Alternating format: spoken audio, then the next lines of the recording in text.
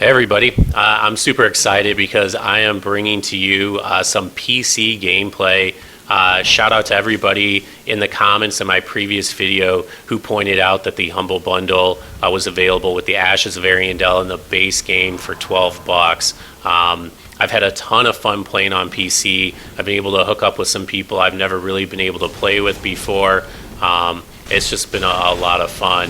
And a special thank you goes out to Nif, because I had no idea how to record any of my gameplay. I assumed I was going to have to invest in an expensive hardware capture solution.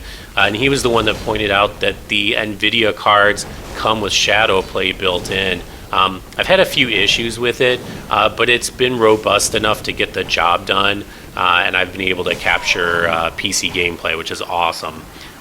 You'll see here that I am main-handing the hand axe. It's the starting weapon for pyromancers, and you can see my opponent is using it as well. The Mocha Latte has been talking quite a bit about how good this weapon is offhand, and I decided that rather than switch up to a straight sword, I was going to go ahead and give the hand axe a try main hand so that I could get more used to the spacing and timing of the weapon. As a main hand weapon, I don't really recommend it. It's really quick, but the reach is really bad. So if you want something like that, you'd be better off using like a curved sword. I'm showcasing really these first couple of clips just to give you an idea of the kind of pressure that you can put people under with this. Again, the range is garbage, so you really got to get right in their face.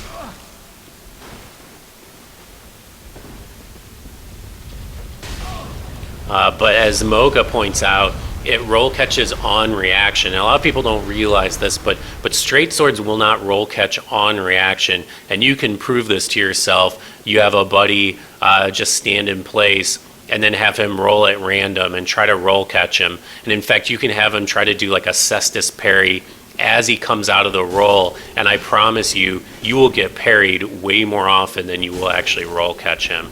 Roll catching with straight swords is predictive. Curved swords and the hand axe, you can do it on reaction, which is super powerful, especially if you're off-handing it, and then you've got something more powerful in your main hand. So this is actually the same build. When you saw the build initially, it was at soul level 36. I brought him up to soul level 44, really more because of a blunder on my part. I inadvertently upgraded his weaponry to +5, and I didn't mean to do that, and I didn't have a recent backup, so I just decided to take him up to like soul level 44. And something interesting here happens in just a moment. I'd heard Scott Yun talk about halberds and getting like a double hit kind of glitch. Watch the second R1 here. I take double the damage from that second R1. It was as if he had hit me 3 times.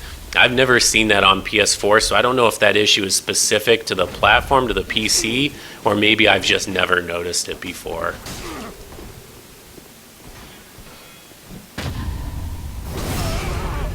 I was really worried about cheating on the PC. I've obviously heard quite a bit about Cheat Engine, and I've seen the same videos that you guys all have of the hackers. But I have to say, I've been pleasantly surprised. I haven't seen at least any blatant examples of cheating. Now, I'm not running Cheat Engine to look at my opponent's stats to actually check in and see if maybe they are, inflating their stats or cheating slightly.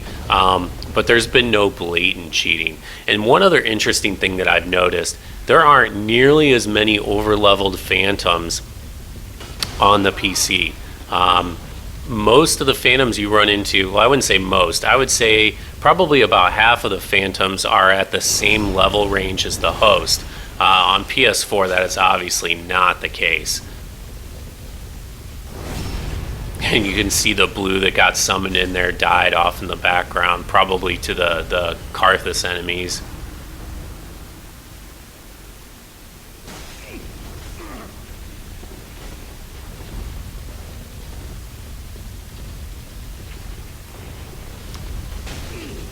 If you're on the PS4 and you have a PC capable of playing this game, I definitely recommend picking it up. The other nice thing about the platform is a lot of things are much faster. Summoning and invasions happen way more quickly. The invading another world as a dark spirit, that text comes up and goes very quickly, and then the loading screen itself is much shorter. I would say you get an invasion on PC in probably less than half the time it takes on PS4, which is really awesome. So here I get into this world and I'm trying to figure out what's going on, and the way this other red is acting, and my first fear is that he had come in as part of the crew here, that he was in on the gank, but it doesn't appear to be the case. But I'm kind of keeping my eye on him at first, and then I decide to leave him with the Phantom and go track down the rest of the party.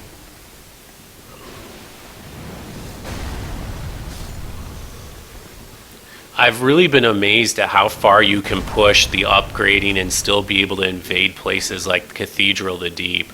I mean, here we are, I'm at soul level 44 plus 5, and I'm able to get in here to the Cathedral. I don't know about you guys, but generally speaking at this point in the game, I'm at like plus 2 at around soul level 23.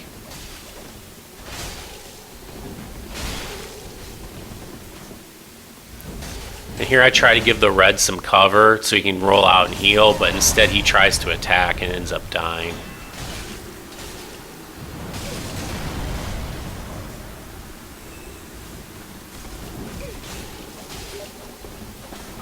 I gotta turn off those stupid Steam notifications when I'm recording. Sorry about that, guys. But here I run off to try and heal and get away from the 3v1. And long story short, I end up waiting for them and see that they've actually retreated and they're proceeding through the rest of the level.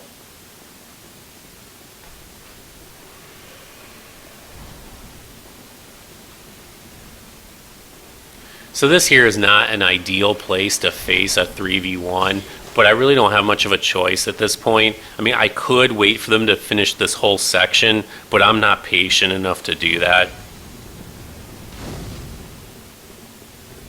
And by the way, guys, for whatever reason, the Turtle Beach that I was using on my PS4 to record my commentary, which actually I thought had pretty good quality, I could not get it working on my PC.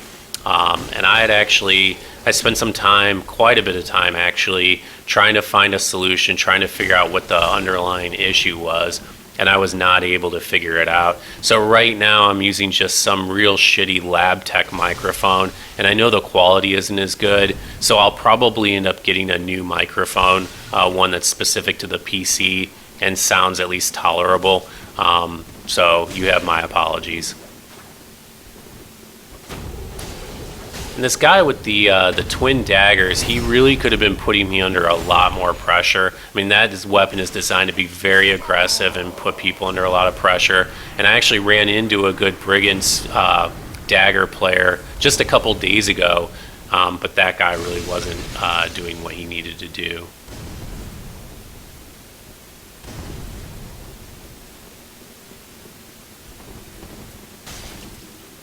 And unfortunately, this host is really, really laggy. And I don't know if I realize it at this point, but I try to go for some parries, and I end up whiffing them and eventually have to kind of abandon trying that. So I'm able to bait them into aggroing the Titanite lizard, but the host pops a seed, which is smart.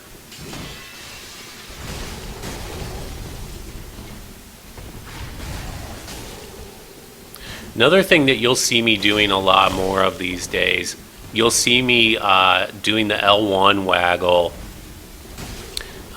It's been super effective. If you're not already doing that, really give it a try.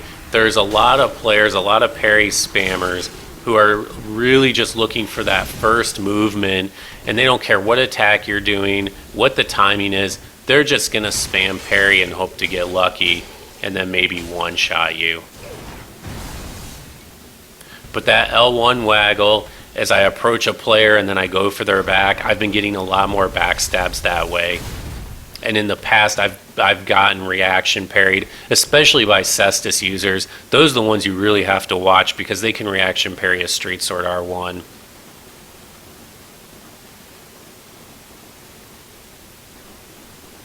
So at this point, as the host is running off, I'm praying that he's going to go for the ladder. And sure enough, there it is. So I give him just a minute so he gets up high enough to take some damage, but not so high that I run the risk of not being able to hit him with the daggers.